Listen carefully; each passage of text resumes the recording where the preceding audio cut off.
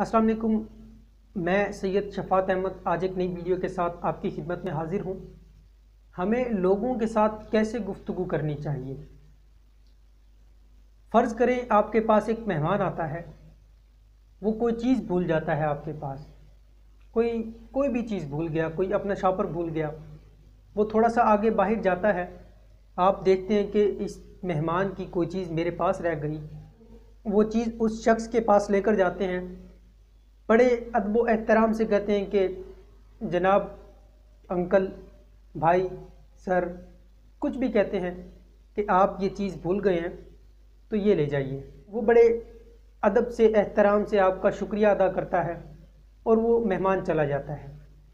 For example, अगर उस मेहमान को आप ये कहते, यार तुम हर वक्त कोई ना कोई चीज़ भूल जाते हो, तुम अपना ये शॉपर भूल गए, तुम इतने बड़े हो गए हो, अभी तक तुम्हें इतनी अकल नहीं है कि कहीं भी मेहमान जाते हैं तो कोई चीज़ भूलते नहीं, अपनी उठाकर सब चीज़ लेकर साथ जाते हैं। तुम्हारा छोटा भाई तुमसे ज़्यादा अकल रखता है, वो जब भी आता है अपनी कोई चीज़ नहीं भूलता, अपनी तमाम चीज़ों को वो साथ ले जाता है। तुम कब समझोगे? मैं कोई तुम्हारा नौकर नहीं कि तुम्हारी चीज़ें उठाता हुआ तुम्हारे पास जाऊँ, तुम्हारे पीछे जाऊँ और तुम्हें जाकर वो चीज़ें दूँ। तो यकीन कीजिए वो शख्स आपकी गर्दन उतार देगा। क्यों? आपने जिस लहजे से उससे बात की, जिस तरह आपने उससे बात की, उसको कभी भी बर्दाश्त नहीं होगा कि आप उसके साथ ऐसे बात करें।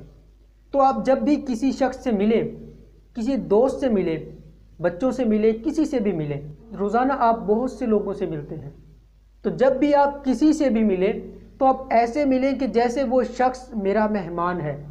और मेहमान से कैसे बात करते हैं?